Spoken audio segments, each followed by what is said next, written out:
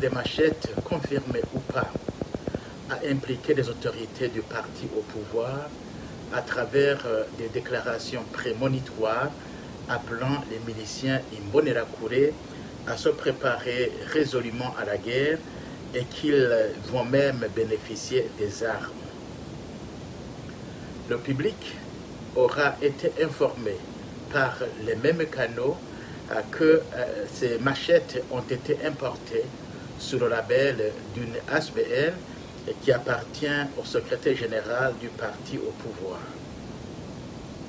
Le public a été aussi informé qu'une réunion visant à étouffer cette affaire à travers les médias a été animée par le même secrétaire général à la permanence de son parti.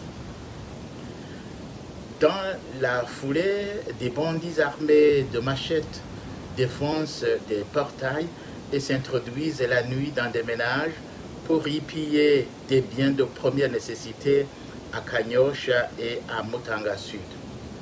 Qui plus est, ces machettes auraient été distribuées aux jeunes engagés dans la guerre au Nord Kivu.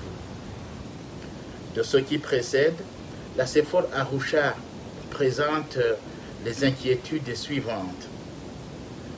1. Pourquoi les autorités citées dans cette affaire n'ont rien fait pour apaiser la tension si perceptible? 2. Pourquoi c'est l'ancien secrétaire général du parti au pouvoir, M. Manasseh Nzobonima, qui monte au créneau pour responsabiliser les miliciens Imbonerakure à se préparer énergiquement à cette guerre aujourd'hui médiatique? 3. Comme si cela ne suffisait pas, le président de la République affirme haut et fort qu'il va armer ses miliciens, n'en déplaise à leurs détracteurs. Qui s'empêcherait de penser que ces machettes dont il est question ici feraient partie de ces armes à distribuer? 4.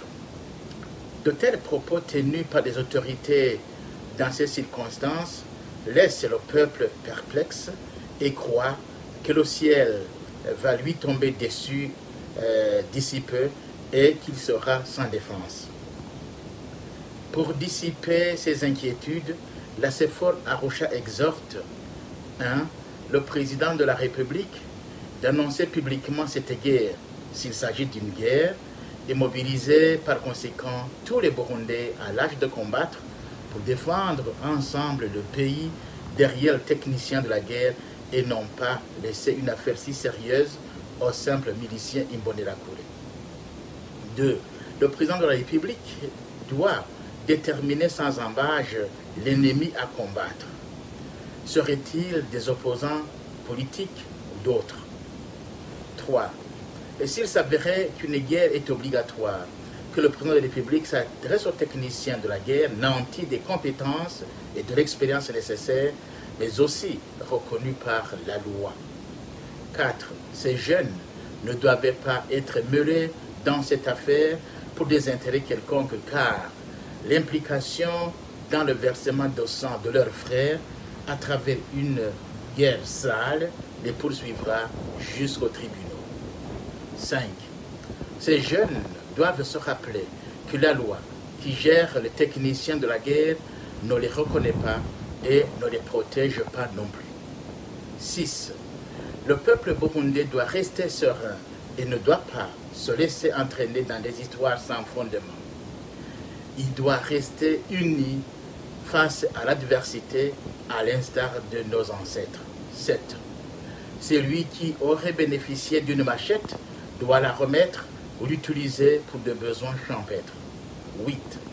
Sachez que le seul ennemi commun est la pauvreté savamment entretenue par le pouvoir en place, par des cotisations tous azimuts, la récupération des récoltes organisées et à travers d'autres malheurs dont vous êtes souvent victimes. Avant de terminer cette déclaration, nous demandons à quiconque serait cité dans cette affaire de livrer des machettes de donner un message d'apaisement. Sinon, s'il advenait que ces machettes soient utilisées demain sur le terrain, nous serons les premiers à les traduire en justice là où elle sera encore fonctionnelle.